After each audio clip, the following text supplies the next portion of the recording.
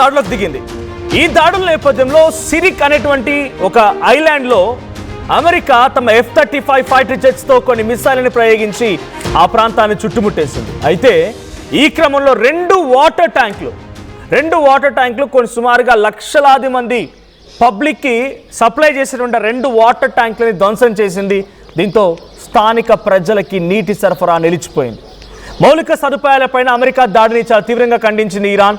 Hormuz జలసంధి America హెలికాప్టర్ను కూల్చేసినటువంటి క్రమంలో హెలికాప్టర్లని కూల్చివేతకు ప్రతీకారంగా America ఈ దాడులు చేపట్టింది. జోర్డాన్లోని అమెరికా సైనిక స్థావరం పైన ఇరాన్ కూడా క్షిపణి దాడికి పాల్పడింది. ఇక అమెరికా F-35 ఫైటర్ జెట్ హ్యాంగర్ల పైన ఇరాన్ క్షిపణి ప్రయోగించింది. బహ్రెయిన్లోని అమెరికా నౌకాదళంపై కూడా ఇరాన్ డ్రోన్తో దాడులు చేసింది. ఇరాన్ ఎయిర్ డిఫెన్స్ రాడార్ వ్యవస్థల్ని ధ్వంసం చేసింది అమెరికా. ఇరాన్లోని Bandar Abbas, Qeshm island and Sirik ఐలాండ్లో కూడా భారీ పేలుళ్లు సంభవించాయి. విదేశీ సైన్యాలు ఈ ప్రాంతాన్ని విడిచి వెళ్లాలని ఇరాన్ కూడా డిమాండ్ చేస్తోంది. సో ఇప్పుడు సిరిక్ ఐలాండ్కి సంబంధించినటువంటి రెండు హార్మోగన్స్ అనేటువంటి ఆ ప్రావిన్స్లో సిరిక్ ఐలాండ్ దగ్గర రెండు వాటర్ ట్యాంక్స్ని కుప్పకూల్చింది అమెరికా. అయితే నిన్న అపాచీ అనేటువంటి హెలికాప్టర్ హార్ముజ్ జలసంధి దగ్గర పాట్రోలింగ్ చేస్తుండగా అమెరికా సంబంధించిన హెలికాప్టర్ని ఇరాన్ ఆ అమెరికన్ హెలికాప్టర్ని పేల్చేసింది. దాంట్లో ఇద్దరు పైలట్ సిబ్బంది కూడా ఉన్నారు, వారిని సేఫ్ చేసింది. ఆ ఇద్దరు పైలట్ సిబ్బందులు కూడా అమెరికా రెస్క్యూ చేసి కాపాడుకోగలిగింది. కానీ ఆ హెలికాప్టర్ మాత్రం పేలిపోయింది.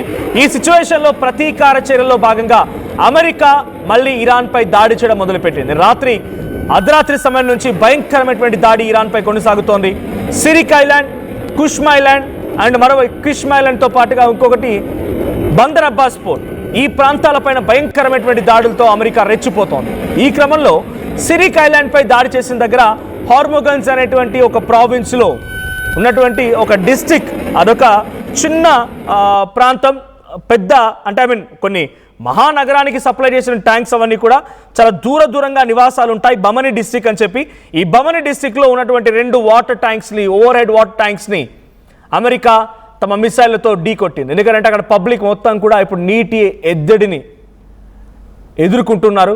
సో నీళ్లు కనీసం వాళ్ళ వినియోగం కోసం నీళ్లు అందుబాటులో లేవు. సో దీనిపైన అటు ఇరానియన్ ప్రెసిడెంట్ పెజెస్కియాన్ కానీ IRGC కమాండర్స్ కానీ ఆగ్రహానికి గురవుతున్నారు. They said that US terrorist strikes on Sirik have hit 2 water storage tanks, cutting off access to drinking water for local residents, targeting civilian water infrastructure raises serious humanitarian concerns.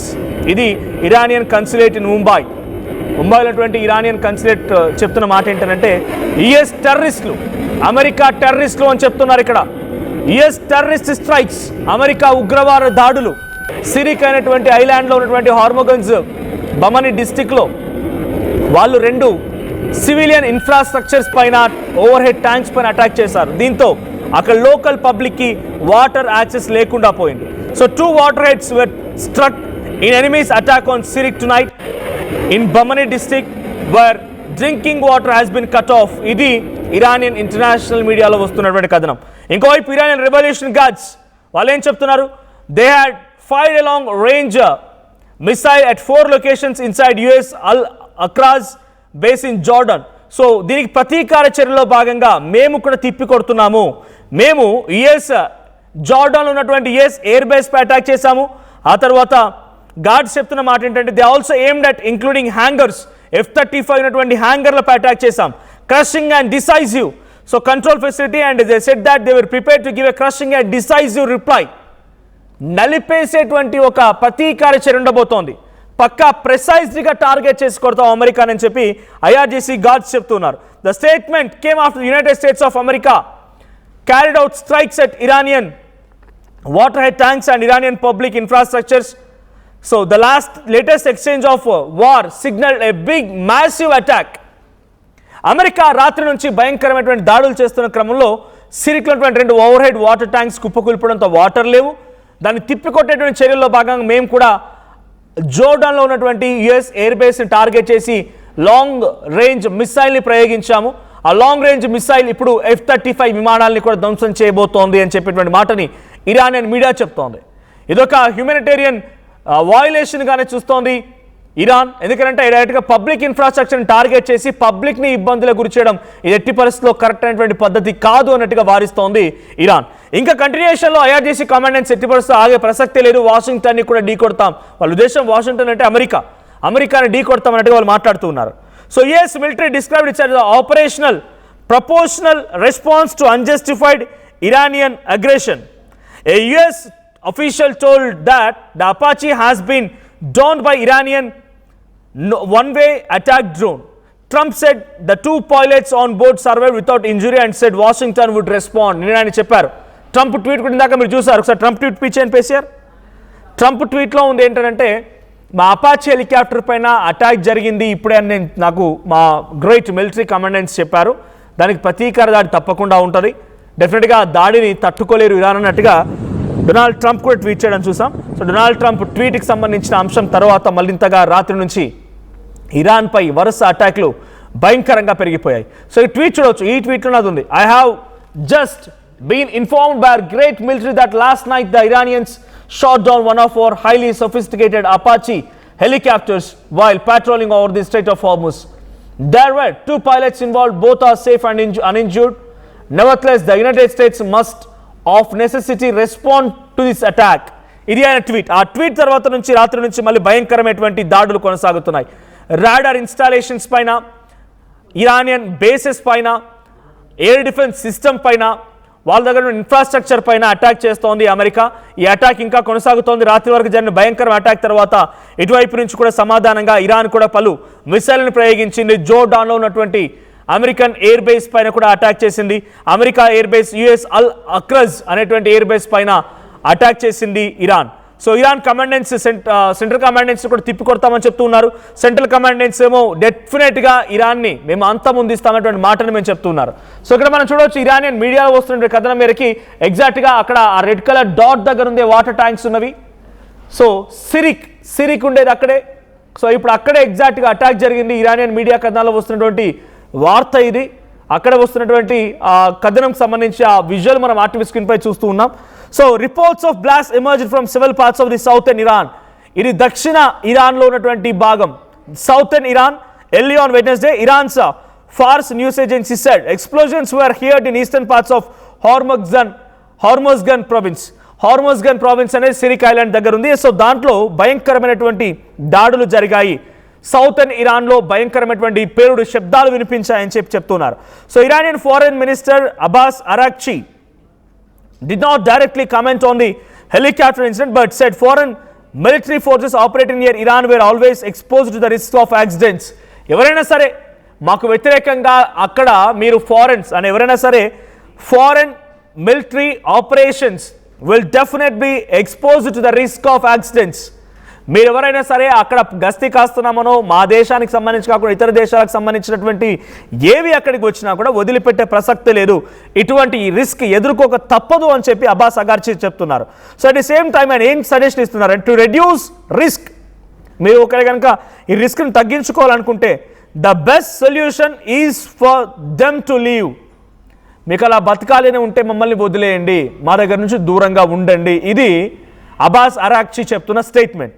In కంటిన్యూషన్లో బహ్రెయిన్లో కూడా ఈ దాడులు జరుగుతున్నాయి. US 5th fleet in Bahrain in retaliation for the US strikes on targets in southern Iran earlier. So బహ్రెయిన్లో attack జరుగుతూ ఉన్నాయి. The guard said fighting was continuing and warned of a more severe response if what they called continued US aggression went on.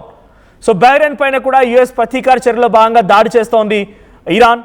So బహ్రెయిన్లో ఉన్నటువంటి air bases పైన కూడా attack చేస్తోంది. Before the US strikes, Iranian state media had quoted a military source as saying that Iran had not carried out any offensive air operations in the Strait of Hormuz in the previous 24 hours. So అంతకంటే ముందు మేము ఎటువంటి operation దిగలేదు. ఎప్పుడైతే వాళ్ళు ఈ Apache helicopter రంగంలోకి దించి అక్కడ పాట్రోలింగ్ చేస్తారు అప్పటి నుంచే మేము దాడి చేయాల్సి వస్తోంది. But one thing is clear, Iran would give a decisive response. తప్పకుండా అంతకంతకి సమాధానం చెప్తాం. If it faced hostility linked to the helicopter incident, ఒకవేళ కనుక ఆ సంఘటన ఆధారితంగానే మాపై మీరు దాడి చేస్తున్నారు అనే రకంగా అయితే కనుక డెఫినెట్గా మేము కూడా మీపై దాడి చేస్తాం. ఇది ఇరాన్ ఐఆర్జీసీ కమాండెన్స్ నుంచి వస్తున్న వాట.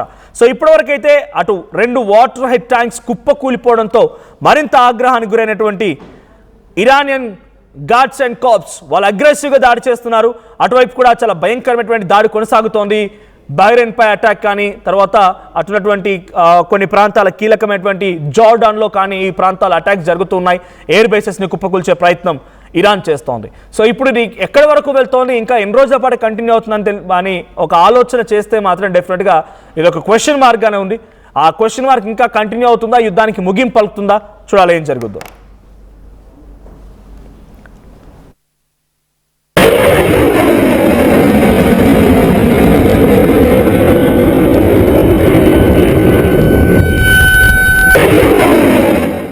To do with Lebanon, and it has to stop. We want to get it finished. There's a report that an army helicopter went down in the strait. Can you give us an update on that? Are the soldiers okay? The pilots are fine. Yeah. And was Nobody that injured. brought it down?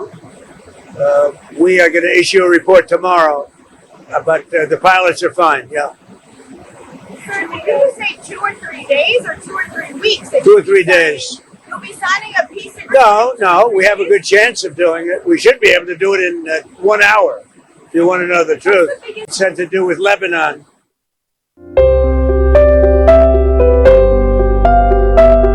చిన్న చిన్న ఆనందాలు 35 ఏళ్లుగా నా జీవితంలో లేవు. 35 ఏళ్లుగా నేను డైపర్లలో బ్రతికాను. 6 సెంటీమీటర్ల ఫిస్టులా నా మూత్రాశయంలో లీక్ కారణమైంది. ఎవరూ నాకు సహాయం చేయలేకపోయారు. ఏఐఎన్యూలో వైద్యులను కలిసే వరకు. అక్కడ వారు రోబోటిక్ శస్త్రచికిత్సతో నాకు పరిష్కారం ఇచ్చారు. వారు నా ఆత్మవిశ్వాసాన్ని కూడా తిరిగిచ్చారు. Precision Care makes it possible. The Center for Robotic Surgery at AINU. 148 plus student-led startups, 11 exited startups, 12 cash flow positive startups. KL deemed to be university.